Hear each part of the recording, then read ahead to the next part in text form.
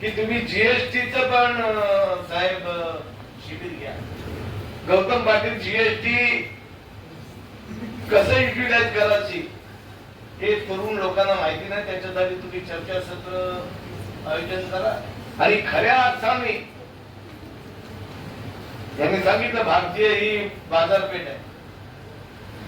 वकील साहेब जे काम करतात त्यांच्या दोन जीएसटी वसूल केली जाते. सिमेंट आपण खरेदी करतो तेव्हा जीएसटी असते. प्रत्येक बिल जोडलं त्याच्या नावाने काम होतं तो पण 18% कापतो. आणि सिमेंट वाला पण जीएसटी घेतो. टायरला मला 28% जीएसटी. तर माझी तुम्हाला विनंती आहे शिक्षणाबरोबर ते पण ऍड करा. आर्थिक शोषण त्याच्यामध्ये होते. मी मूळ विषयावर येतो. ज्या वेळेला देश स्वतंत्र झाला तेव्हा इंग्रजांचं राज्य होतं. इंग्रजांनी केवळ ठराविक शहरापुरतं शिक्षण आणि मर्यादित केलं होतं. जेव्हा देश स्वतंत्र झाला तेव्हा महात्मा गांधी यांनी सांगितलं की खेड्याकडे चला. तर सगळे लोक शहराकडे गेली. आज शहर मोठी झाली. आज तुम्ही कामोठ्याला राहता काय नवी मुंबईला राहता. सगळा महाराष्ट्र नवी मुंबईमध्ये आलाय. सगळा महाराष्ट्र आमच्या पनवेल मध्ये सगळा महाराष्ट्र आलाय. एकही तालुका आणि एकही गाव असं नाही की ते पनवेल मध्ये कामोठ्यामध्ये किंवा त्या शाळा ओस पडतात. याचं मूळ कारण आहे की आपलं गाव लोक गावाकडे जात नाही. मी साहेब कार्यकर्ता आहे. मी टेस्ट मॅच खेळलेला खेळाडू आहे. तुम्हाला अजून मॅच खेळायची. तुम्हाला नगरसेवक व्हायला लागेल. तिला नगरसेवक व्हायला लागेल. जोपर्यंत भाषण करून फुले शाहू आंबेडकर यांनी गरिबांपर्यंत शिक्षण पोहोचवलं पाहिजे. पण हे डावे विचारसरणाची लोक फक्त भाषण करतात. लोक त्यांचे ऐकतात आणि मत मोदीला देतात.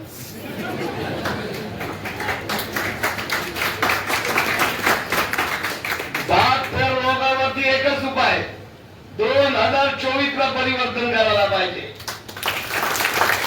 आज आमदार कोण होतो ज्याच्याजवळ पैसे आहेत तो आमदार होतो. माझ्या विद्यार्थ्यांना विनंती आहे. माहितीचा कायदा पास आहे. मी आमदार होतो. मी या शिक्षण विनोद तावडे हे शिक्षण मंत्री होते. तुम्ही माहिती घेऊ शकता. माहिती घ्या. त्यावेळी विधेयक आलं खासगीकरणाचं. मुंबई महापालिकेतल्या पालिकेच्या शाळा बंद करायच्या आणि खासगीकरण करायचं. 288 आमदारांमध्ये मी एकट्याने विरोध केला. मला तावडे साहेब बोलले अरे पंडित साहेब तू कशाला बोलतो. साहेब माझ्या वडिलांनी बोलासाठी ते पाठवले. मी त्यांना सांगितलं जे तुम्ही सांगितलं. मी शॉर्टकट मध्ये सांगतो कारण बराच वेळ झाला की साहेब सगळ्यात मुंबईमध्ये श्रीमंत नाही तो. घरकाम करणारी बाई कशी खाजगी शाळेमध्ये ऍडमिशन घेई. माझी ड्रायव्हरची मुलगी कशी ऍडमिशन घेई. म्हणजे गरिबांना शिक्षणापासून वंचित ठेवायचा कायदा त्याला माझा विरोध आहे. एक लक्षात घ्या. देश स्वतंत्र झाला गौतम पाटील तेव्हा भिकारी देशाचा पंतप्रधान पंडित जवाहरलाल नेहरू. त्यावेळेला जीएसटी नव्हती. त्यावेळेला फक्त 3% लोक टॅक्स भरत होती. पण पंडित जवाहरलाल नेहरू यांनी विद्यापीठ निर्माण केली. कॉलेजेस निर्माण केले आणि शाळेत शिक्षक ठेवले. मुलांना ऐका तुम्हाला विषय समजला पाहिजे. त्यात तुम्ही बोलता कोण 5 लाख लावते कोण 6 लाख लावते त्याच्याकडे लक्ष असते. शिक्षणाकडे लक्ष नाही. मला प्रश्न पडला साहेब. मी सरपंच होतो. मी जिल्हा परिषद मेंबर होतो. मी जिल्हा परिषदला विरोधी पक्ष नेता होतो. मी जिल्हा परिषदेचा शिक्षण सभापती होतो. शिक्षण म्हणजे काय ते मला माहिती आहे. मुलांनो, डॉक्टर बाबासाहेब आंबेडकर यांनी सर्वप्रथम सर्वसामान्य लोकांना मताचा अधिकार दिला. माझे आजोबा 1951 साली गौतम पाटील 100 मतांनी पडले. काय त्यावेळेला फक्त ज्याच्याकडे जमीन आहे त्यांनाच अधिकार होता, मतदारांना अधिकार नव्हता. जेव्हा डॉक्टर बाबासाहेब आंबेडकरांनी कायदा पास केला कोल्हे मॅडम, तेव्हा कुठलाही काँग्रेसचे अध्यक्ष होते. ते बोले, बाबासाहेब तुम्हाला काय एवढा आनंद झाला? त्यांनी सांगितलं, पूर्वी राजाचा जन्म राणीच्या पोटातून व्हायचा, पण आता राजाचा जन्म हा मतदारांनी ठरवलेल्या लोकात होणार आहे. माझी तुम्हाला विनंती आहे, मान्य व्यासपीठाला केवळ प्रवचन सांगून उपयोग नाही, त्याची अंमलबजावणी करायला पाहिजे. मला प्रश्न पडतो, आता प्रचार माध्यम वेगळी झालेली आहेत, इलेक्शनचं सगळी गणित बदललेली आहेत, जे ज्या खुर्चीत पाहिजे ते न बसता ते खालीच आहेत, ती वेगळी समाज व्यवस्था झालेली आहे. त्या मी स्वतः शिक्षण सभापती होतो, माझ्या या हाताने हजारो लोकांना मी नोकऱ्या दिल्या. 2014 पासून त्या राज्यामध्ये बीजेपीचं सरकार आहे. देशात एकही शिक्षकांची भरती झालेली नाही. मुलांना लक्षात घ्या, एकही शिक्षकांची भरती झाली नाही. कोल्हे मॅडम बोलली की डेली विजेस वरती शिक्षक नेमण्याची प्रक्रिया चालू आहे. मी सगळ्या जगात फिरलोय. मी मॉरिशसला गेलो, मी जर्मनीला गेलो, मी मॉस्कोला गेलो. सगळ्या देशांमध्ये मातृभाषेला प्राधान्य. फ्रेंच वाले फ्रेंच मध्ये शिकतात, जर्मन वाले जर्मन मध्ये शिकतात, ते इंग्लिश बोलतात, पण ते मातृभाषेमध्ये शिक्षण देतात. आज भारतामध्ये 272 भाषा आहेत आणि मी मराठी शाळेत शिकलो. मला एकच मराठीचं पण शिक्षक त्यावेळेला नव्हते. मग आम्ही कशी स्पर्धा करणार साहेब? 10वी पास झाल्यानंतर इंग्लिश मिडियमच्या आदिवासीच्या विद्यार्थ्यांबरोबर ग्रामीण भागातला विद्यार्थी कसा काही स्पर्धा करत? तर माझी मागणी आहे या परिषदेच्या मार्फत की राज्य सरकारने कमीत कमी 7-8 भाषा शिकवल्या पाहिजे. या पहिलीपासून शिकवल्या पाहिजेत माझ्या राज्यानं. आज तर मद्रासचा माणूस आला तर त्याला हिंदी बोलता येते, तामिळ बोलता येते, मद्रासी बोलता येते, गुजराती, असे त्याला 10 भाषा बोलता येतात. तुला किती भाषा बोलता येतात मला माहिती नाही. तू आमच्या शाळेतला विद्यार्थी. ही मागणी तुमच्यामध्ये ऍड करा, कारण शिवप्रतिष्ठान आहे. पूर्वी शिक्षण, आम्ही जेव्हा शाळेत होतो तेव्हा पुस्तकं नव्हती, लॅपटॉप नव्हता, फोन नव्हता, ट्रान्सलेटर नव्हता. आता यांनी तर संविधान वाचलंय, त्यांनी मराठी ट्रान्सलेट करून वाचलं. ती पण सुविधा आहे, म्हणजे भाषेची पण अडचण नाही साहेब, ते ट्रान्सलेटर आहे त्याच्यात. तर आज परिस्थिती अशी आहे, या 72 रोगावरती एकच उपाय आहे. तुमच्यासारखी माणसं आमदार तिथे व्हायला पाहिजे. तोच आहे की जे प्रश्न मांडतील, जे कायद्याचा बदल करणारा सभागृहामध्ये विधिमंडळ, म्हणजे त्याच्यावरती चर्चा व्हायला पाहिजे. कारण तुम्ही युट्यूबला बघितले असाल, भास्कर जाधव हे अभ्यासू आमदार आहेत चिपळूणचे, आणि आशिष शेलार याचा ते विचार मानून येत नाही. मुलांनो लक्षात घ्या, जोपर्यंत या डाव्या पक्षांनी फार मोठं काम केलेलं आहे कोल्हे मॅडम, पण आपण पैसे खाल्ले नाही, आपण भ्रष्टाचार केला नाही, म्हणून आपल्या पक्षाचा निधी शून्य आहे. शेका पक्षाचा निधी किती आहे? आमच्या पक्षाकडे पैसे किती आहेत? शून्य पैसे.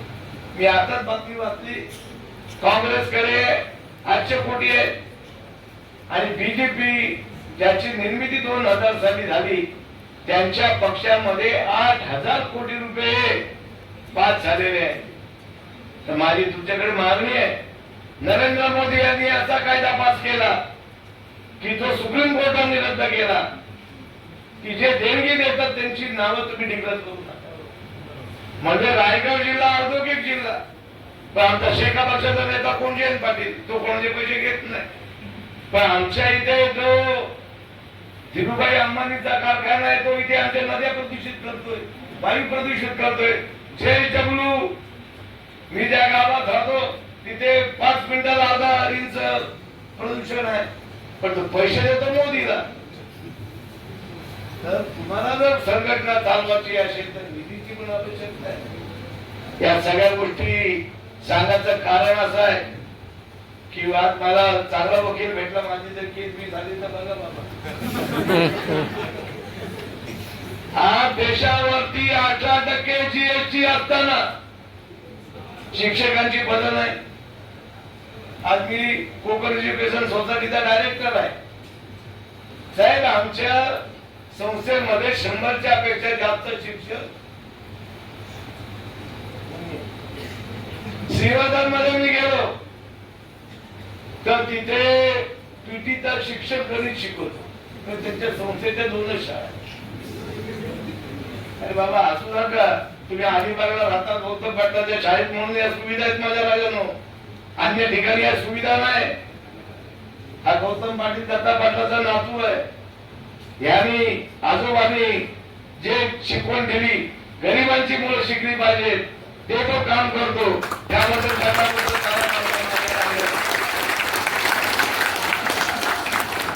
कारण त्याच्या ठिकाणी दुसरा कोण माणूस असतात तर त्यांनी हे प्रवचन ठेवलं नसतं, यांनी दुसरं प्रवचन ठेवलं असतं.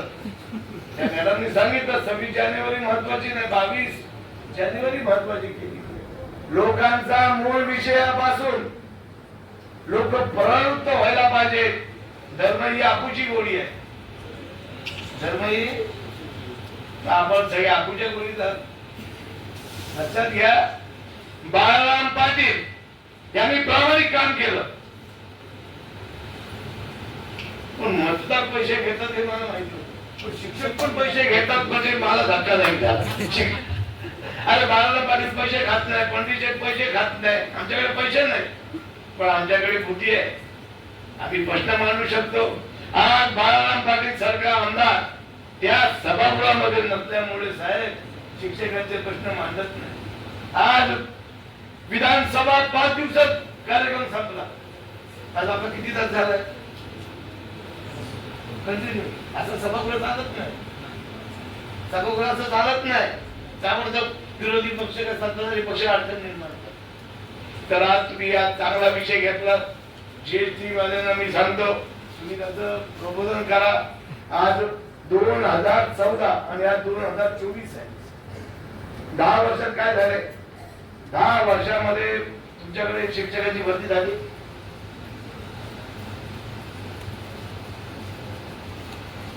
साहेब आता मग मी प्रत्यक्ष मॅच करतो. मी शिक्षण क्षेत्रामध्ये या जिल्ह्यामध्ये माझं योगदान महत्वाचं आहे. हे जे जनता शिक्षण मंडळ आहे ते उच्चवर्गीय लोकांकडे होत. आमचे नेते भाई जयंत पाटील यांनी हे निवडणुकीद्वारे हे ताब्यात घेतलं. दत्ता पाटील यांनी डेव्हलपमेंट केली आणि त्याच्यावरती शिखर आमच्या गौतम पाटलांनी केलेल्या माझ्या राजामुळे लक्षात घ्या. मुलांना लक्षात घ्या. कोकण एज्युकेशन सोसायटीची स्थापना माझे आजोबा नारायणराव पाटील यांनी 1916 मध्ये रोहा येथे केली. या रायगड जिल्ह्यातील पहिली मुख्याध्यापिका लक्ष्मी नारायण पाटील ही माझी आजी होती. त्यावेळेला प्रतिकूल परिस्थितीमध्ये गरिबांची मुलं शिकली पाहिजेत म्हणून हे काम केलं. आज राज्यामध्ये पक्ष भरपूर आहेत, जिल्ह्यात पक्ष भरपूर आहेत, पण शिक्षक कोणता कोणाचे आहे? एका पक्षाचे. ही कोकण एज्युकेशन सोसायटी एक मतांनी साहेब त्या प्रभाकर पाटलांनी ताब्यात घेतली आणि खऱ्या अर्थाने मंडळ आयोगाची स्थापना VP सिंग यांनी केली. पण दत्ता पाटील यांनी 76 साली मंडल आयोगाची स्थापना केली. येथील सगळ्या लोकांना, सगळ्या जातीच्या धर्माच्या लोकांना रोजगार दिला. मुलांना तुम्हाला लक्षात यायला पाहिजे की पूर्वी आपल्या जिल्ह्यामध्ये प्रगती नव्हती. सगळे शिक्षक सांगली, सातारा, नांदेड येथील असायचे. जेव्हा दत्ता पाटील या संस्थेचे चेअरमन झाले तेव्हा म्हात्रे झाले, पाटील झाले, ही क्रांती आम्ही केली. आज पण आमचे लोक इतिहास लोकांना सांगत नाही. तो इतिहास सांगायला पाहिजे. कुणी काय केलंय. त्या रायगड जिल्ह्यामध्ये जिल्हा परिषदेचे अध्यक्ष असताना प्रभाकर पाटील यांनी जिल्हा परिषदची इमारत बांधली आणि त्यांनी नाव काय ठेवलं, शिवतीर्थ. शिव म्हणजे कल्याण आणि तीर्थ म्हणजे कल्याणकारी योजना या जिल्ह्याला द्यायचं काम या प्रभाकर पाटील यांनी केलं. माझ्या राजानो, खऱ्या अर्थाने ग्रामीण भागामध्ये जर शिक्षण कोणी पोहोचवलं असेल तर दत्ता पाटील आणि प्रभाकर पाटील यांनी केलं. तर शहरातली मुलं शिकलेल्या पाहिजेत, तर ग्रामीण भागातले पण विद्यार्थी शिकली पाहिजेत, ही कल्पना त्यावेळेला त्यांनी मांडली. आणि आमची जी एकमेव संस्था आहे ती आता संजय पाटील चालवतात. नंतर आमचे गौतम पाटील आहेत. एकही रुपया न घेता शिक्षकांची भरती. आता मान्यतेला शिक्षण अधिकारी काही पैसे घेतात ते का आमच्या हातात नाही, पण आमचा चेअरमन त्याच्यावरती सही करतो. पण आज गौतम पाटलांना मी धन्यवाद देईन. सध्याची राजकीय परिस्थिती सांगितली, शिक्षणाची पण परिस्थिती सांगितली. डॉक्टर बाबासाहेब आंबेडकर यांचे फार मोठे उपकार आहेत.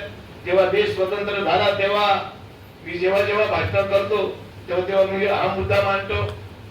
आणि शिक्षण अधिकार हा जो कायदा पास झालेला आहे, सगळ्यांना चांगली सुविधा मिळाल्या पाहिजेत. तर मी ज्या गावात राहतो हे अलिबाग शहर आहे, माझं गाव खेड आहे. म्हणजे तिथे दादागिरी करणारी लोक राहतात. अशी त्याचं नाव म्हणजे बेदारी का. ते बेदारीचं नाव घेतलं तर लोकांना जबाब आहे. पण आज चित्र बदललेलं आहे. मी ज्या गावात राहतो त्या गावातले 100 मुलं आज अमेरिका, जर्मन, लंडनला आहेत. माझ्या राजानं शिक्षण हे महत्वाचं आहे. पूर्वी व्यापार महत्वाचा होता. गरीब कुटुंबातले लोक शिक्षणाच्या जोरावरती त्यांनी त्यांचं अर्थकारण बदललेलं आहे. मला अभिमान वाटतो की आमचे राऊत डॉक्टर मुंबईचा 1 नंबरचा डॉक्टर आहे. अनेक विद्यार्थी अमेरिकेला आहेत, कोण जर्मनला आहे, कोण लंडनला आहे. हे शिक्षण महत्वाचं आहे. आणि तुम्ही जो हा विषय घेतला शिक्षण परिषदेला, मला आनंद वाटला. आणि तुमच्यासारखी माणसं हे भावी आमदार व्हायला पाहिजे, तरच ही सगळी सिस्टीम बदले. नुसतं भाषण करून हे होणार नाही. तर पंडित शेठला पण एक मताचा अधिकार आहे, त्याच्याकडे झाडू मारणाऱ्या बाईला पण एक पदाचा अधिकार आहे. केवळ भाषण सांगून होणार नाही. आज कोण आहे आमदार? आमदार कोण आहे? विधान परिषदेमध्ये आमदार कोण आहे? हे नियम का बदलले? ज्यांच्या शिक्षण संस्था आहेत ते आमदार आहे. नियम कोण बदलणार? अरे क्रिकेट मध्ये मॅच खेळता ना तुम्ही, एका ह्याने आउट दिला की नॉट आउट करायचा अधिकार कोणाला असतो? थर्ड अंपायर सांगतो ना आउट नॉट आउट आहे.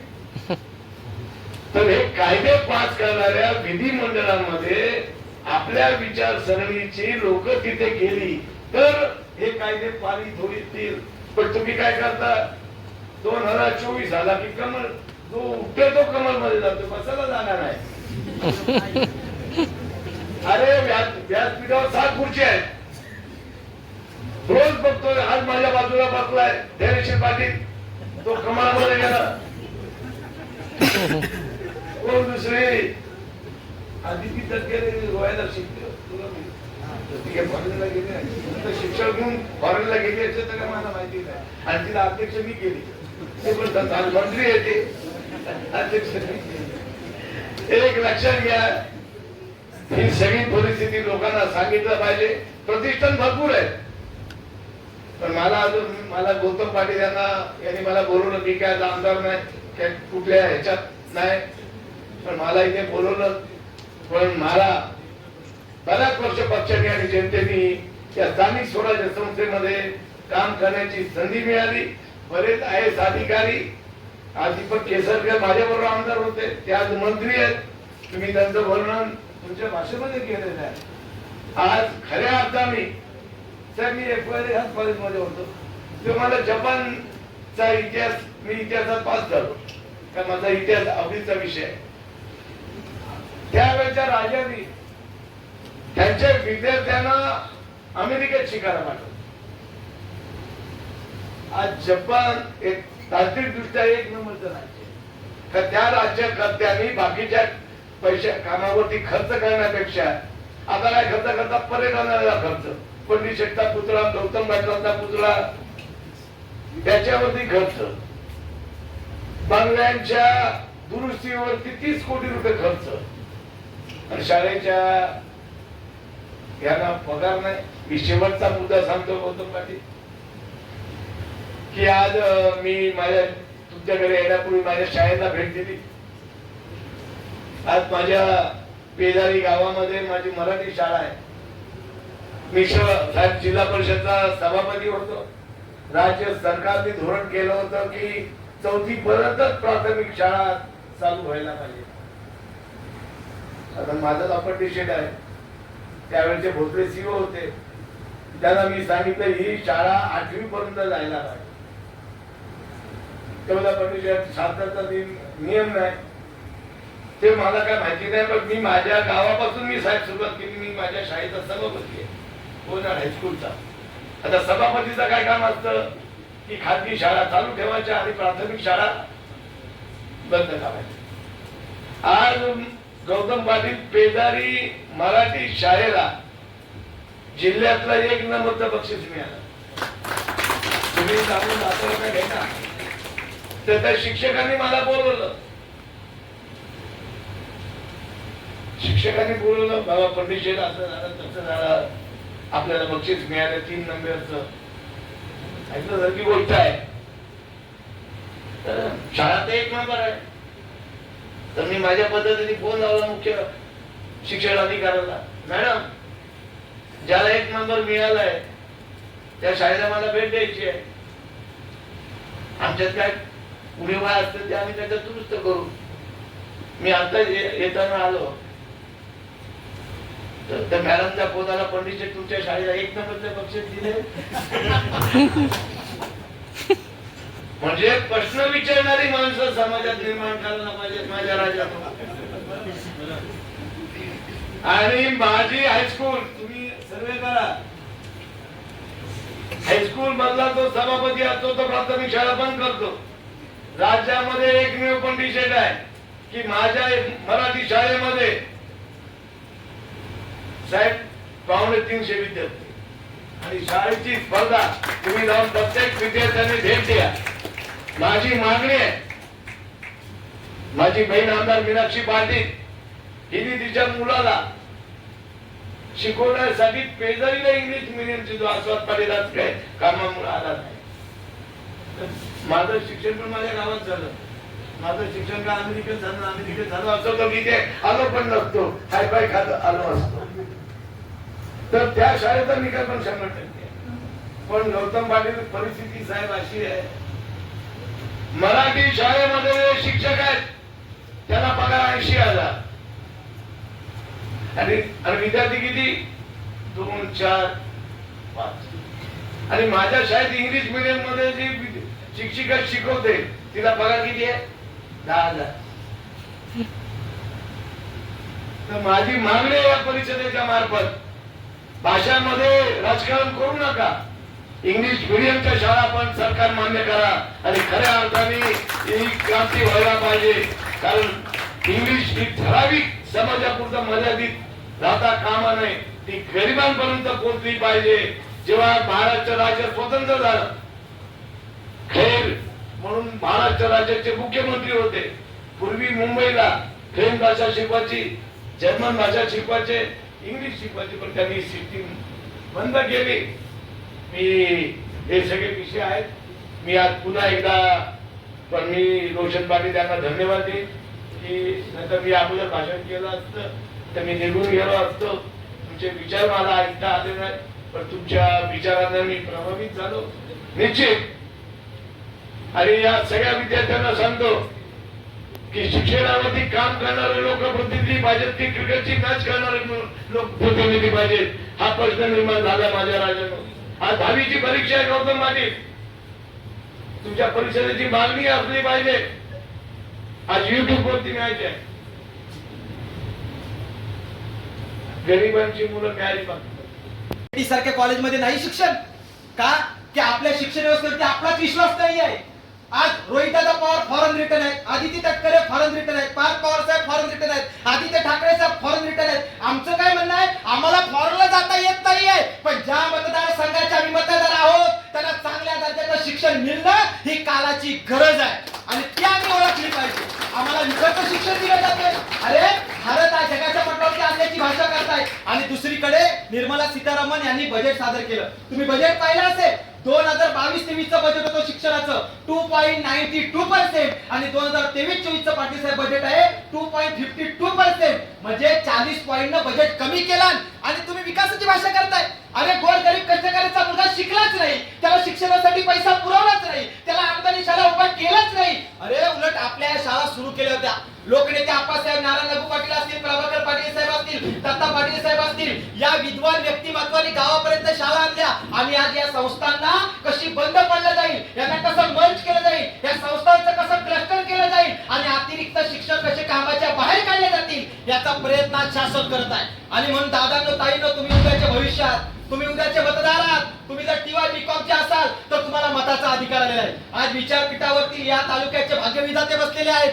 आपण प्रश्न विचारला पाहिजे, आपण प्रत्येक प्रतिनिधीला प्रश्न विचारला पाहिजे. आज ज्यांना प्रश्न विचारला त्यांचं ते प्रेमाने उत्तर देतात. पण काही प्रतिनिधी असे आम्हाला सापडले की आम्ही जेव्हा मंत्रालयात गेलो, आम्ही म्हटलं हा बिल मागे घ्या. महाराष्ट्रातल्या 14,859 शाळा बंद होत आहेत, कोकणातल्या 3,053 शाळा बंद होत आहेत आणि रायगड जिल्ह्यातल्या 1,348 शाळा बंद होत आहेत. जेव्हा 5ही मतदारसंघाचे शिक्षक आमदार एकत्र आले आणि आम्ही बारावी पाटील साहेबांनी आम्हाला त्या संदर्भात मार्गदर्शन केलं, आम्ही सर्वजण एकत्र बसलो आणि त्या विषयावरती निर्णय घेतला. आज 17 संघटना कोरडे मॅडम आम्ही एकत्र काम करतोय. आम्ही तुम्हाला विनंती करण्यासाठी त्या विचारपीठावरती आमंत्रित केलंय की येत्या काळामध्ये आपण युवकांच्या संघटना एकत्रित आलं पाहिजे, आपल्या ताकदीचं एकत्रीकरण झालं पाहिजे. आणि म्हणून सर्वांनी गांभीर्याने ऐका, हा मुद्दा फार महत्वाचा आहे की आमच्या गावातल्या शाळा वाचवण्यासाठी शिवराज्य प्रतिष्ठाने एक मुद्दा सुचवलेला आहे. तो मुद्दा आपल्याला पटतोय का पहा. आज गावातली गरज कोणती आहे तर इंग्रजी माध्यम. आमचं म्हणणं आहे सन 2004 ला आणलेला ठराव 2024 मध्ये अंमलात आणावा आणि मराठी सोबत सक्तीचं इंग्रजी माध्यम आमच्या गाव खेड्यात सुरू करावं.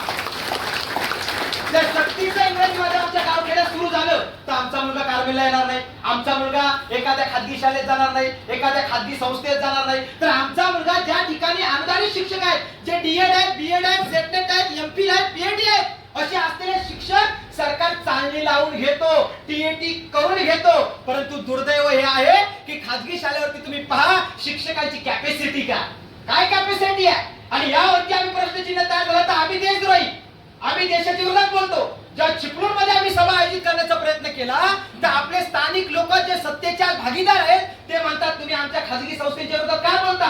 आमचं खाजगी संस्थेला विरोध नाही, आमचा हक्क कलम 21 अनुसार आहे की मोफत शिक्षण हे प्रत्येक विद्यार्थ्याला मिळालंच पाहिजे, हा आमचा हक्क आहे. आमचा खाजगी संस्थांना विरोध नाहीये, आमचा हक्क आम्ही मागतोय. आपण आपला हक्क कधी मागायचा, वामनदादा करडच नाही, अनेक आपले नेते आजही म्हणतात टाटा बिर्ला मित्तल अंबानी बाटा कुठाय हो आणि काळ्या धनाचा साठाने आमचा वाटा कुठाय हो. ही वाटा विचारण्याची वेळ आली आहे. शेवटचा अंतिम मुद्दा गांभीर्याने लक्षपूर्वक आहे का. आमचं म्हणणं आहे का जिल्हा परिषदेचा दर्जा ढासळणारी पॉलिसी बनवली की 1ली ते 8वी पर्यंत मुलाची परीक्षा नाही घेतली, त्यांनी नाही पेपर दिलं, नाही शाळेत गेला तरी गडी पास आहे. म्हणजे 1लीतून 2री, 2रीतून 3री, 3रीतून 4थी, 4थीतून 5वी, 8वी पर्यंत ढक्कल पास. आमच्या आगरी भाषेत असं म्हणतात ढकल पास. आणि ढकल पास म्हणजे काय, गाढवाचं ऍडमिशन करा, पाटीलचं ऍडमिशन करा, 8वी पर्यंत गाढव पण पास आणि पाटील पण पास. आणि एकीकडे आम्ही भाषा कोणती करतोय ऍडव्हान्स टेक्नॉलॉजीची. आणि ऍडव्हान्स टेक्नॉलॉजी म्हणजे काय, 1ली ते 8वी परीक्षा नाही घेतली तरी पोरं पास करा. आमचं सरसकट म्हणणं आहे की 1ली ते 8वीचा ढकलपाचा निर्णय शासनाने सक्तीने रद्द करावा आणि पूर्वीसारख्या सक्तीच्या परीक्षा घ्याव्यात. म्हणजे जनता शिक्षण मंडळामध्ये येणारे जे विद्यार्थी असतील ना त्यांची बुद्धिमत्ता पाहता येईल. तुम्हाला कल्पना असेल मॅडम काय दुर्दैव आहे. आणि म्हणून आम्ही जाता जाता महत्वाचा मुद्दा या ठिकाणी मांडतो, गांभीर्याने सर्व ऐका. आमचा दुसरा मुद्दा आहे 1ली ते 8वी ढकलपाचा निर्णय बंद व्हा. आणि तिसरा अंतिम मुद्दा असा आहे की एकूण बजेटच्या किमान 11% सरकारने खर्च करायला पाहिजे. पण सरकार करत नाही. केजरीवालला एकूण बजेटच्या 26% खर्च केला. जर केजरीवाल भारतामध्ये दिल्ली आहे, जर त्या ठिकाणी त्यांच्या शाळा हायटेक करू शकतो, शाळा वाचू शकतो, केसीआर तेलंगणामध्ये वाचू शकतात, काँग्रेसचं सरकार कर्नाटकामध्ये आहे, कर्नाटकाच्या सरकारने नवीन पॉलिसी त्यांनी स्वतःहून राज्यामध्ये ठरवली आणि अंमलात आणली. जर कर्नाटक करू शकतो आणि केरला 25 वर्ष अगोदर करतोय, तर राज्याला सुद्धा सोपं आहे करणं. आणि यासाठी आम्ही जेव्हा केसरकरांना भेटलो, दीपक केसरकरांना विनंती केली का तुम्ही शालेय शिक्षण मंत्री आहात, बजेट अलोकेट करता, त्यामध्ये तुम्ही बजेट कमी केला, तर मला वाटत नाही त्यांना बजेट कळतं. कारण शालेय शिक्षण मंत्री 288 आमदार महाराष्ट्राचे फक्त 9वी पास आहेत. 288 आणि मंत्रिमंडळातले 30 मंत्री, केंद्रातले म्हणतो आता मी, केंद्रीय मंत्रिमंडळातले 30 मंत्री ग्रॅज्युएशनची पण डिग्री नाही. देशाच्या प्रमुख व्यक्तीवरती संशय आहे, तर मंत्रिमंडळावरती काय आता म्हणणार. आणि म्हणून जर तुम्हाला विकास करायचा असेल तर आमदार पण आमचे शिक्षित पाहिजे. येणाऱ्या काळामध्ये आपण घननिश्चय करूया, पुरोगामित्वाचा विचार गावागावात रुजवूया. या महाराष्ट्राला, अलिबाग जिल्ह्याला, रायगड जिल्ह्याला इतिहास आहे की शिवपुत्र संभाजी महाराज, छत्रपती शिवाजी महाराज, आप्पासाहेब नारायण नागू पाटील, डॉक्टर बाबासाहेब आंबेडकर ज्यांना शाळेतून वंचित ठेवलं, पण तोच विद्यार्थी या भारताचा भाग्यविधाता झाला. हे कौशल्य रायगडच्या मातीत आहे, हे आम्ही विसरता कामा नये. आणि म्हणून गांभीर्य नाही का, हाच मुद्दा आहे की आम्ही म्हणतो इंग्रजी माध्यमाचं शिक्षण सुरू करा, हाच मुद्दा आहे 1ली ते 8वीचा ढकलपाचा निर्णय बंद करा, हाच मुद्दा आहे शिक्षकांना शाळेच्या व्यतिरिक्त कोणतीच कामं देऊ नका, फक्त शिकवण्याचीच कामं द्या, हे आमचं म्हणणं आहे. आणि अंतिम मुद्दा कोणता आहे, तर सरकार इतर देशांचा अभ्यास करतो पण भारतात काहीच करत नाही. आणि आमचं स्पष्ट म्हणणं आहे, जोपर्यंत बजेटमध्ये तरतूद होत नाही तोपर्यंत जिल्हा परिषद वाचू शकत नाही. जिल्हा परिषदच्या शाळा जर वाचवायच्या असतील तर जिल्हा परिषदचा दर्जा ढासळतोय, तो ढासळू द्यायचा नसेल तर 62,000 म्हणजे आमदार पाटील साहेबांना विनंती आहे, आम्ही हा मुद्दा घेतला, तुम्ही आम्हाला ते मार्गदर्शन करा. निलेश पाटील सर तर आम्हाला मार्गदर्शन करतायत की 62,000 शाळांचं खाजगीकरण सरकार करत आहे. जर खाजगीकरण झालं, आम्ही केसरकर साहेबांना भेटलो, त्यांनी मंत्रालयात मला नेलं, मंत्रालयामध्ये गेल्यावरती पाटील साहेब त्यांनी 5 मजली इमारत दाखवली. दत्ता पाटील साहेबांनी ज्या अदानीच्या विरोधात लढा उभा केला, अंबानीच्या विरोधात लढा उभा केला, त्याच अदानी आणि अंबानीची आज आम्हाला बिल्डिंग पाहायला मिळाली. गावाच्या भूखंडामध्ये अदानी बिल्डिंग उभी करणार 5 मजली, वरच्या मजल्यावरती पार्किंग सेंटर, खालच्या मजल्यावरती शॉपिंग सेंटर, त्याच्या खालच्या मजल्यावरती सलून्स आणि त्याच्या खालच्या मजल्यावरती बियर बार आणि थिएटर आणि त्याच्या ग्राउंड फ्लोअरला आपली शाळा असणार. म्हणजे शाळेचं भूखंड कशासाठी, तर गावामध्ये beer bar, theatre, shopping centre, parking centre आम्हाला काहीच नको आहे, आम्हाला आमची फक्त शाळा टिकवायची आहे. आणि शाळेवरती खर्च होत असेल तर होऊ द्या, एकूण बजेटच्या किमान 11% करणं हा कायदेशीर बाब आहे. कुणी तत्वज्ञाने आम्हाला हे सांगू नये की शिक्षणावरती बजेट जास्त लागतो, पैसा कुठे आहे सरकारकडे, सरकारकडे पैसा कसा नाही आहे. आज सरकारचा बजेट ज्या पद्धतीचा आहे त्या पद्धतीतून एकूण 11% जर सरकारने खर्च केला ना, तर आदिवासीपासून मराठा समाजापर्यंत एकही विद्यार्थी वंचित राहू शकत नाही. Higher education, foreign education, professional education म्हणजे IIT, IIM, AIIMS, biotechnology, genetics, software, IAS, IPS, ISI, IRS सर्व क्षेत्रामध्ये बजेट अलोकेट केलं जाऊ शकतं. आपल्या या ठिकाणी स्वतः CA आहे, जे अकाउंटंटचे चांगल्या दर्जाचे म्हणजे सीए होण्यासाठी तुम्हाला कल्पना आहे काय, ह्या संघटनेचे प्रमुख मार्गदर्शक आमचे आयुक्त आहेत रवींद्र सिसवे साहेब, आज सीए आहेत. असे त्याच्यानंतर आपल्या सामरी गावचे IRS कमिशनर सुहास पाटील साहेब हे मार्गदर्शक आहेत. प्रत्येकाचा जुईकर तुम्हाला माहिती आहे, क्लास 1 अधिकारी नुकताच झाले 2 वर्षापूर्वी. अशी मान्यवर जर आपल्या भूमिपुत्र समाजात असतील तर आपण ते मार्गदर्शन घेतलं पाहिजे. आणि येणाऱ्या काळामध्ये शिक्षण व्यवस्था वाचण्यासाठी जे आम्ही आंदोलन, जन आंदोलन संपूर्ण महाराष्ट्रात उभं करतोय, त्यासाठी आपण साथ सोय कराल असा विश्वास व्यक्त करून या ठिकाणी जाहीरपणे मी आपली विनंती करतोय. गावागावामध्ये या संदर्भातले ठराव घेऊन ग्रामसभेच्या मी शासनाला पाठवतोय. त्या ठरावाच्या अनुषंगाने आपण देखील या गोष्टीचा विचार कराल, समर्थन कराल. आपण हा व्हिडिओज पाहण्यासाठी, लोकांपर्यंत पोहोचवण्यासाठी नक्की प्रयत्न कराल असा विश्वास व्यक्त करून सन्माननीय आमदार साहेब जे या आम्ही त्यांना आज माझी म्हणतच नाही, कारण आम्हाला साहेब तुम्हीच पाहिजेत. का माहितीये का, भले तुम्ही आम्हाला झापा, भले तुम्ही आम्हाला 2 शब्द बोला, पण आम्हाला माहितीये जो आमचा असतो ना त्याला हक्काने बोलता येतं. आणि आमचा असलेला हक्काचा व्यक्ती, पुरोगामी तो विचाराचा, आज गेले काही CBI, ED, CDच्या भीतीनं त्यांना जाऊ द्या, पण त्यांना गाळ केल्याशिवाय आम्ही राहणार नाही कोकणात, एवढा विश्वास देतो. जय जिजाऊ, जय शिवराय, जय सरी.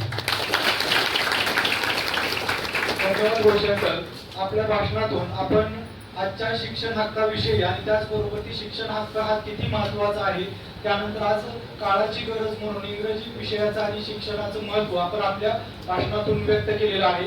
यानंतर समाज हितासाठी कायम दृढ निश्चयी असणारे शिवराज्य प्रतिष्ठान महाराष्ट्र राज्याचे वरिष्ठ सल्लागार माननीय CA निलेश पाटील सर यांना मी विनंती करतो की त्यांनी शिक्षण हक्क परिषदेची भूमिका स्पष्ट करावी व उपस्थितांना मार्गदर्शन करावे.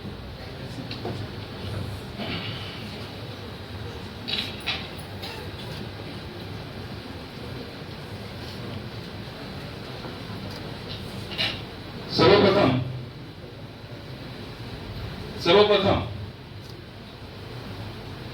ज्यांनी स्वराज्याचं पहिल्यांदा स्वप्न पाहिलं अशा राजमाता जिजाऊ यांना वंदन करून, ज्यांनी ते स्वप्न प्रत्यक्षात अवतरवलं असे संपूर्ण महाराष्ट्राचेच नव्हे तर जगाचे आराध्य छत्रपती शिवाजी महाराज, ज्यांनी ते राखलं छत्रपती संभाजी महाराज, त्याचबरोबर तुम्हा आम्हा कसणाऱ्या शेतकऱ्यांना जे पूर्वी फक्त शेतमजूर होते, ज्यांनी जमिनीचा अधिकार दिला, कोण कायद्याचे जनक, मला खूप अभिमान वाटतो आज त्यांच्याच भूमीवर आजची शिक्षण हक्क परिषद होते असे कोण कायद्याचे जनक अप्पासाहेब नारायण नाऊ पाटील यांना वंदन करून, त्याचबरोबर ज्यांनी त्यांना मोलाचं सहकार्य केलं, ज्यांच्या सहकार्याशिवाय हे कुळ कायद्याचं आंदोलन हे पूर्ण होऊ शकत नाही, आणि असे ज्यांनी आपल्या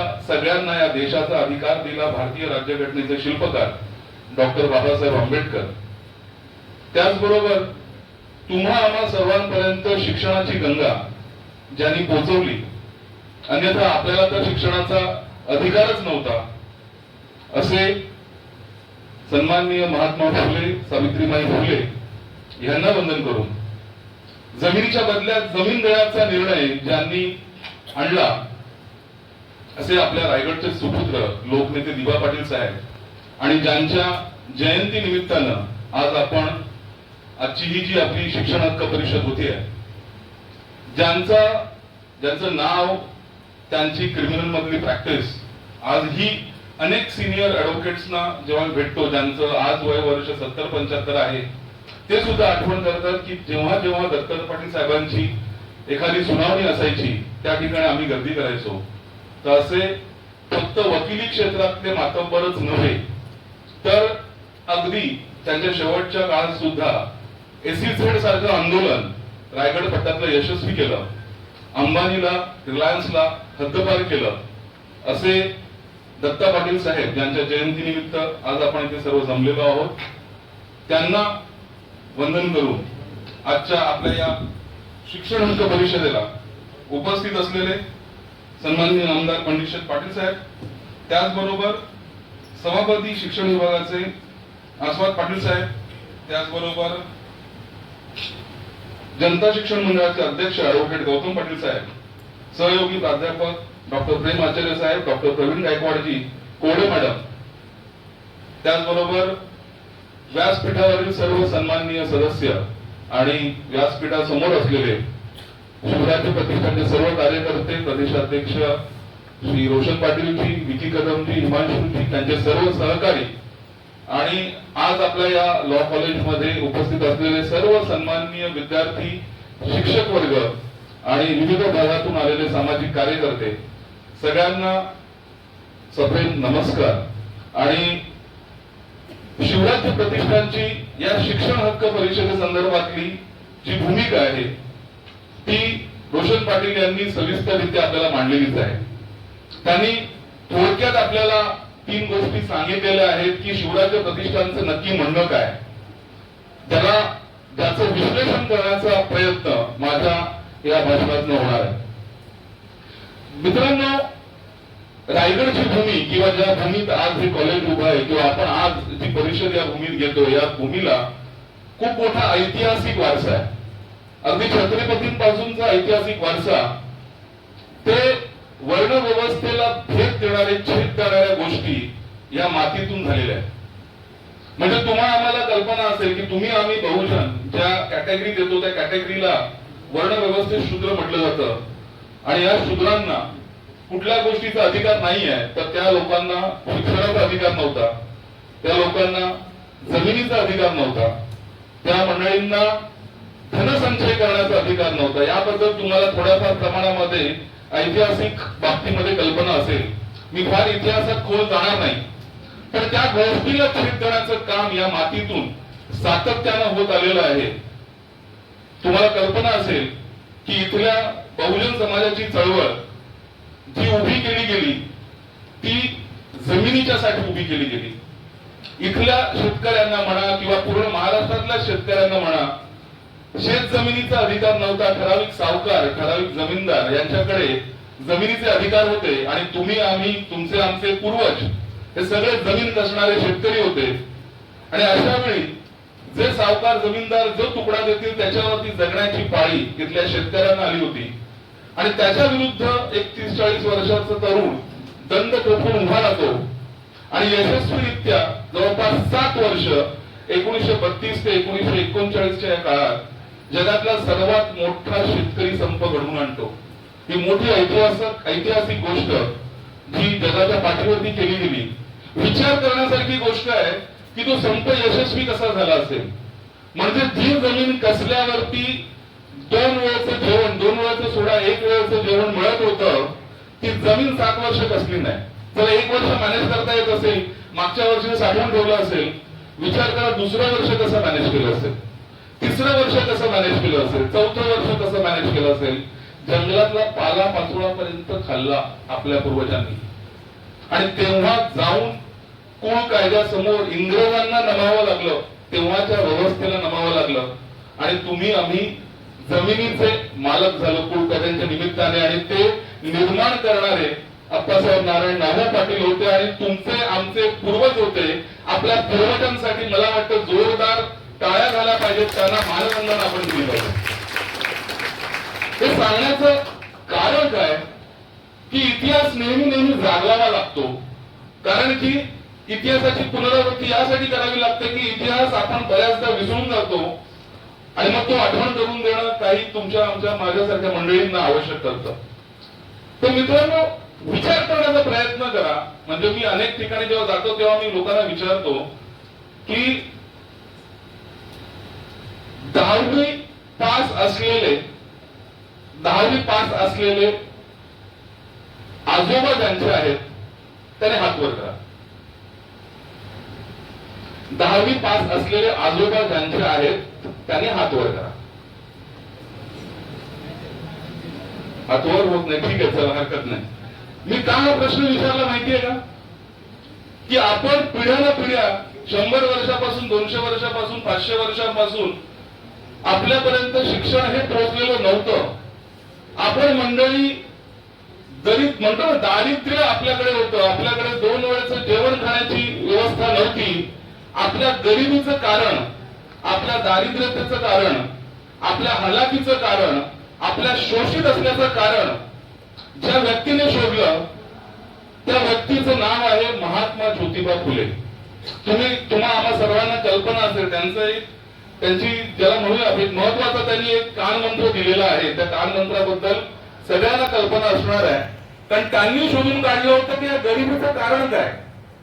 हा इथला जो काही बहुजन वर्ग आहे, मग तो कोळी असेल, मराठा असेल, इतर जे काही 12 बलुतेदार असतील, आगरी असतील, कोळी असतील, सगळी जी काही मंडळी आहेत, ही मंडळी शोषित का आहेत याचं कारण त्या व्यक्तीने शोधून काढलं. आणि ते कारण होतं काय म्हटलंय महात्मा फुलेंनी, विद्येविना मती गेली. म्हटलं का नाही, विद्येविना मती गेली, मतीविना नीती, नीतीविना गती, गतीविना वित्त गेले, वित्ताविना शूद्र खचले, इतके अनर्थ एका अविद्येने केले. कोणी केले?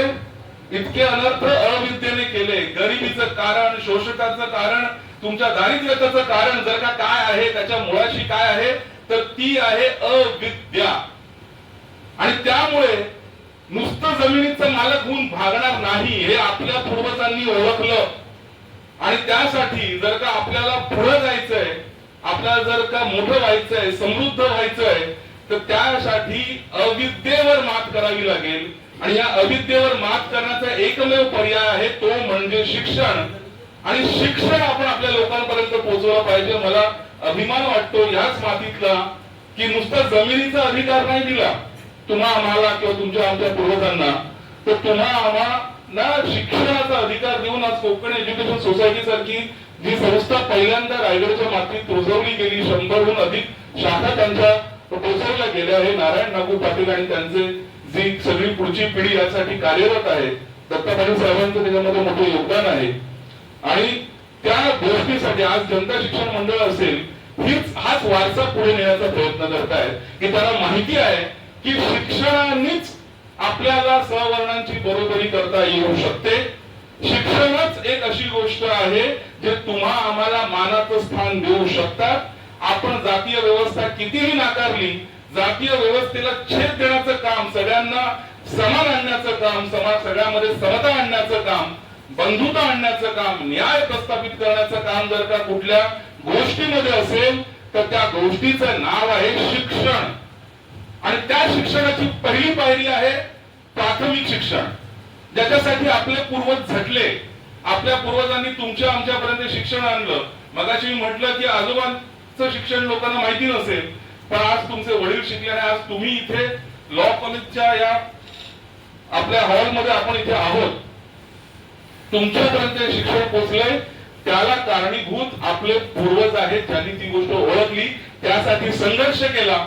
आणि कुठेतरी हा बहुजन वर्ग आता बरोबरीला येतोय, आपला हक्क त्याला कळतोय, आपला वाटा तो मागतोय आणि भविष्यात तो वाटेकरी होऊ नये म्हणून पुन्हा एकदा आपले पाय कापायचा प्रयत्न सुरू झालाय.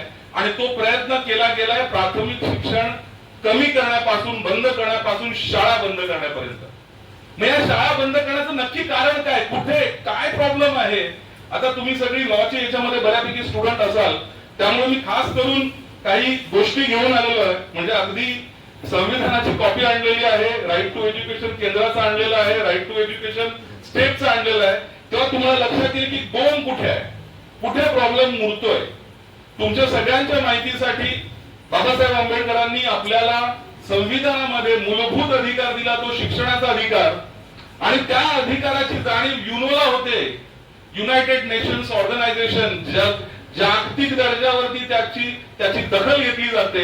आणि पूर्ण जगामध्ये जर का ह्युमॅनिटी वाढवायची आहे, जगाला मोठं करायचंय, जगातल्या प्रत्येक एक घटकाला जर का मोठं करायचंय, तर शिक्षणासारखं पर्याय नाही. जे आपल्या पूर्वजांनी 100 वर्षापूर्वी जाणलं होतं, 150 वर्षापूर्वी जाणलं होतं, युनोने सुद्धा 40-50 वर्षापूर्वी जाणलं. आणि मग युनोने सुद्धा एक कायदा पारित केला जगभरावरती, ज्याला राईट टू एज्युकेशन म्हणतात. आणि त्यांनी ठरवलं वय वर्ष 6 ते वय वर्ष 14, म्हणजे थोडक्यात 1ली ते 8वी हा जो घटक आहे, हा जो वर्ग आहे, याला सक्तीचं आणि मोफत शिक्षण मिळालं पाहिजे. ही तरतूद आपल्याकडे आधीपासून होती, पण ही तरतूद युनोने पुन्हा रिइंट्रोड्यूस केली. आणि मग युनोच्या अंतर्गत जे जे देश होते त्यांनी त्या युनोच्या आधारावरती नव्याने आरटीआय राईट टू एज्युकेशनचे कायदे आपापल्या देशामध्ये लागू केले. आणि आपल्या भारत देशामध्ये 2009 मध्ये तो राईट टू एज्युकेशन लागू झाला. त्याच्यासाठी कलम 21A इंट्रोड्यूस केलं गेलं. कलम 21A काय म्हणतो? संविधानाचं कलम 21A जो आपल्या मूलभूत अधिकारांबद्दल भाष्य करतो, ते मी वाचून दाखवणार आहे, थोडंसं इंग्रजीमध्ये आहे. कलम 21A राईट टू एज्युकेशन बद्दल बोलतो आणि तो म्हणतो, the state shall provide free and compulsory education to all children of the age of 6 to 14 years in such a manner as the state may by law determine. काय म्हणतं? सक्तीचं free, मोफत आणि सक्तीचं शिक्षण हे वय वर्ष 6 ते वय वर्ष 14 या वयोगटाला दिलं पाहिजे असं कलम 21A म्हणतो. इतकंच म्हणत नाही, या 4 ओळी नाहीये. कलम 21च्या स्पष्टीकरणामध्ये अजून म्हटलं गेलेलं आहे संविधानातच की right of a child should not be restricted only to free and compulsory education. काय म्हणतो? Right of child should not be restricted only to free and compulsory education, but should be extended to have a quality education without any discrimination on the ground of their economic, social and cultural background. येतं लक्षात हे कोण म्हणतंय? हा संविधान म्हणतोय, संविधानाचा कलम 21 म्हणतोय, काय म्हणतोय की 6 ते 14 वयोगटाला फक्त सक्तीचं आणि मोफत शिक्षण देऊन भागणार नाही. ते क्वालिटी एज्युकेशन असलं पाहिजे, ते दर्जेदार शिक्षण असलं पाहिजे असं आपलं संविधान म्हणतो. आणि संविधानातली गोष्ट ठराविक ग्रुपला ऍप्लिकेबल होऊ शकते का? नाही. संविधानातच त्याच कलमात म्हटलेलं आहे, काय म्हटलेलं आहे की that should have a quality education without any discrimination on the ground of economic, social और cultural background. Economic, social, cultural background अशा कुठल्याही गोष्टीची तमा न बाळगता सर्वांना सरसकट क्वालिटी एज्युकेशन देणं हे कलम 21 म्हणतात. कशाच्या आधारावरती कलम 21 आणलं? राईट टू एज्युकेशन जे युनोने प्रस्थापित केलं त्याला समायोजित करण्यासाठी हे कलम 21 आणलं गेलं. आणि मग त्याच्या आधारावरती केंद्रात एक कायदा बनवला गेला, राईट टू एज्युकेशन ऍक्ट 2009.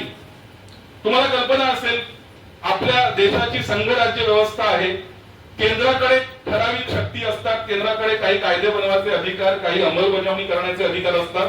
त्याचबरोबर राज्यांकडे काही अधिकार असतात आणि काही अधिकार दोघांकडे असतात. त्याला कॉन्करंट लिस्ट म्हणतात. आणि एज्युकेशन हा त्याच्यापैकीचा एक भाग आहे ज्याच्यावर कायदा करण्याचा अधिकार केंद्र आणि राज्य दोघांनाही आहे. मग केंद्रांनी राईट टू एज्युकेशन आणलं, ते काय आणलं आणि मग तिथे स्टेटनी कशी बोंब केली हे मी तुम्हाला सांगण्याचा प्रयत्न करणार आहे. तर याच्यामध्ये right to education to free and compulsory education act 2009 हा काय म्हणतो, in providing of the right of every child to free and compulsory education in a neighbourhood school. काय म्हणतो, नेबरहुड स्कूल मध्ये शालेय व्यवस्था असली पाहिजे. The RT act does not restrict the choice of the child to seek admission in a school which may not be in a neighbourhood. म्हणजे हे काय म्हणतंय, हे कंपल्शन करते राज्यावरती, सरकारवरती कंपल्शन काय करतंय सर, की हे म्हणतंय की नजीकची शाळा उपलब्ध असली पाहिजे. शाळा लांब असता कामा नये. वस्तीपासून, त्याच्या घरापासून ही शाळा एका ठराविक मध्ये अंतरामध्ये असली पाहिजे. आणि ते अंतर ठरवलेलं आहे राईट टू एज्युकेशन. ते अंतर काय म्हणतंय, प्राथमिक शाळा जी 1ली ते 5वी मध्ये प्राथमिक शाळा असते त्या प्राथमिक शाळेचं अंतर 1 किलोमीटर असावं वसतीपासून. तिला म्हणतात नजीकची शाळा, नेबरहुड स्कूल, जी 1 किलोमीटर अंतरामध्ये असली पाहिजे 1ली ते 5वी साठी. आणि 6वी ते 8वी साठी ही शाळा 3 किलोमीटर परिसरात असू शकते. म्हणजे माध्यमिक शाळा ज्या आहेत त्या तुमच्या 3 किलोमीटर परिसरात असू शकतात. त्याला नेबरहुड स्कूल म्हणतात, त्याला नजीकची शाळा म्हणतात. केंद्राने इथे पटसंख्येचा उल्लेख केलेला नाही. का केलेला नाहीये, कारण की हा कायदा मूलभूत अधिकारांच्या अनुषंगाने संविधानात जो कलम 21 आला त्याच्यासाठी आहे. कलम 21 हा कोणालाही रिस्ट्रिक्ट करत नाही, तो सगळ्यांना अधिकार देतो. आणि त्याच्यामुळे 1 किलोमीटर वस्तीपासून 1 किलोमीटर मध्ये नजीकची शाळा असली पाहिजे आणि 3 किलोमीटर मध्ये माध्यमिक शाळा असली पाहिजे असं केंद्राचा राईट टू एज्युकेशन कायदा म्हणतो, जो संविधानाला अनुसरून आहे. आता इथे महाराष्ट्र सरकारने काय गोंधळ केला तो मला तुम्हाला सांगायचं आहे. साहेब 2009 मध्ये हा कायदा केंद्रात आला.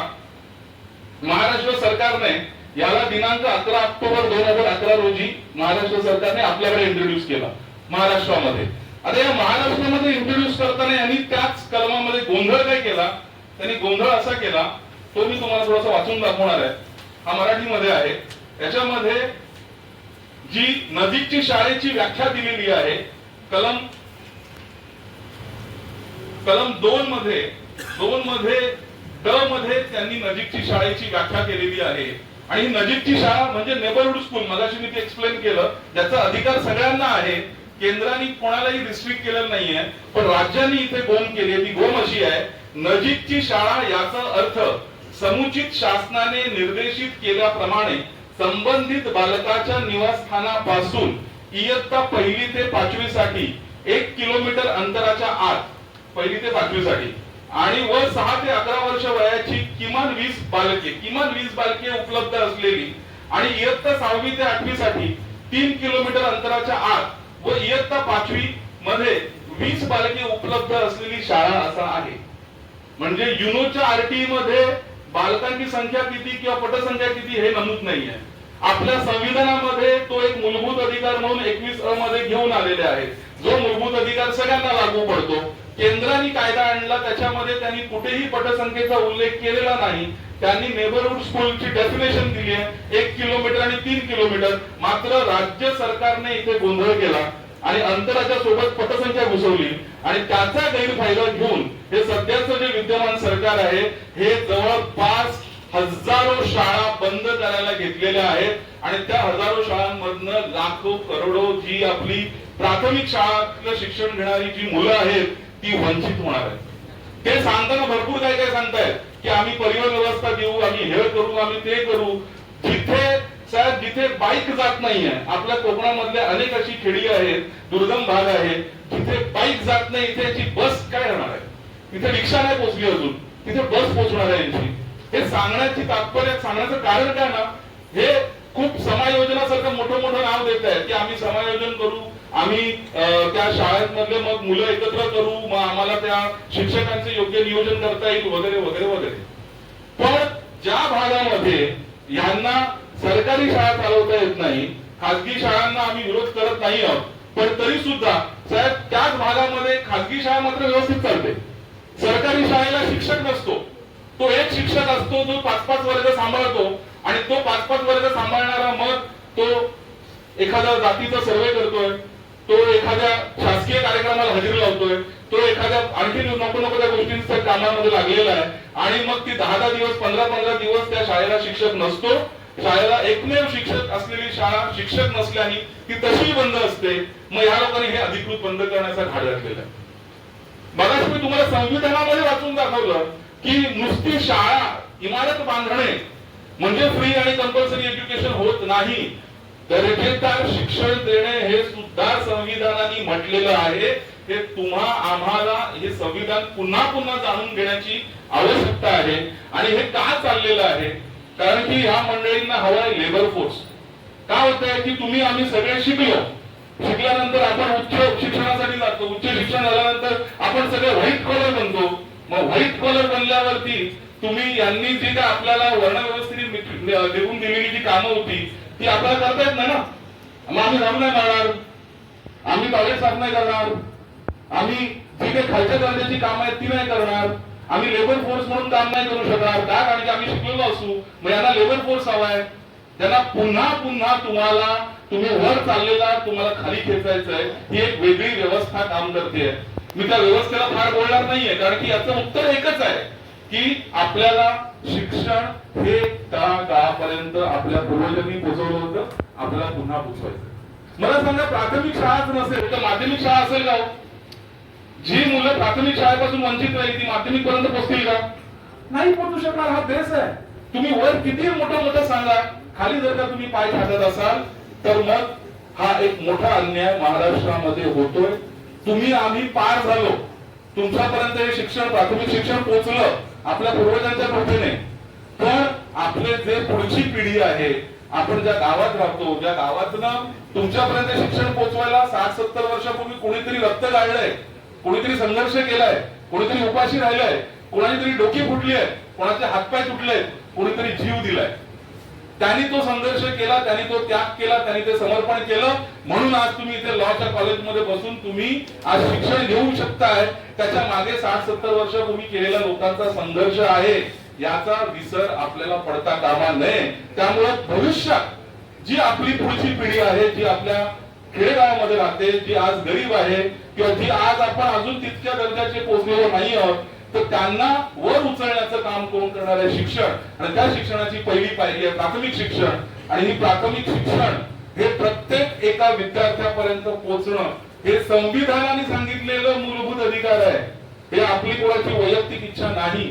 जपान सारख्या देशामध्ये साहेब एका मुलीचं शिक्षण अबाधित राहावं, ते शिक्षणापासून ती वंचित राहू नये म्हणून संपूर्णच्या संपूर्ण ट्रेन चालवली जाते. तिचं शिक्षण पूर्ण होईपर्यंत ट्रेन एका पॅसेंजर साठी अख्खी ट्रेन चालवली जाते. कारण की त्या भागामध्ये दुसरं वाहतुकीचं साधन उपलब्ध नाहीये, तर तिचं शिक्षण सुरू राहावं म्हणून तर त्या ट्रेन सुरू राहू शकते. इथे फक्त एक शाळा चालू ठेवायची आहे जी सुरू आहे, जी आमच्याच लोकांनी श्रमदानात जमीन दिलेली आहे. त्या जिल्हा शाळेला आमच्याच पूर्वजांनी दगड विटा लावून श्रमदान करून त्याला उभं केलेलं आहे. तुम्हाला त्याला एक चांगला शिक्षण द्यायचं आहे. प्रायव्हेट मध्ये जर का 1ली ते 5वीला 4 शिक्षक असू शकतात, तर मग सरकारला का असू नये? हा साधा प्रश्न आहे ना. म्हणजे एखादा माणूस गणिताचा एक्सपर्ट आहे, तोच इंग्रजीचा एक्सपर्ट कसा असू शकतो, तोच इतिहासाचा एक्सपर्ट कसा असू शकतो, तो हिंदीचा एक्सपर्ट, मराठीचा एक्सपर्ट कसा असू शकतो का? नाही असू शकत. मग तुम्हीच आमची विल्हेवाट लावताय का? कारण आपण डे टू डे मध्ये बिझी आहोत. आपल्या आजूबाजूला काय चाललेलं आहे त्याच्यामध्ये आपण थोडेसे जास्त स्वार्थी झालेलो आहोत. हे त्याच्या मागचं कारण आहे. आपण प्रश्न विचारत नाही. माझ्या भागातली सरकारी शाळेची काय अवस्था आहे ते बघण्याचा प्रयत्न आपण करत नाही आहोत. तिथे शिक्षकांचं काय प्रॉब्लेम आहे, त्यांना तो शिक्षक शिपाई पण आहे, तो शिक्षक साहेब क्लर्क पण आहे, तो शिक्षक साहेब प्राचार्य पण आहे, तो शिक्षक पण आहे. आणि त्याच्यामुळे शिक्षक या गोष्टीवरती, शिक्षण देण्याच्या गोष्टीवरती तो जितकं इफेक्टिव्ह काम करायला पाहिजे त्याला करता येत नाही. मला असं वाटतं कुठेतरी ही शालेय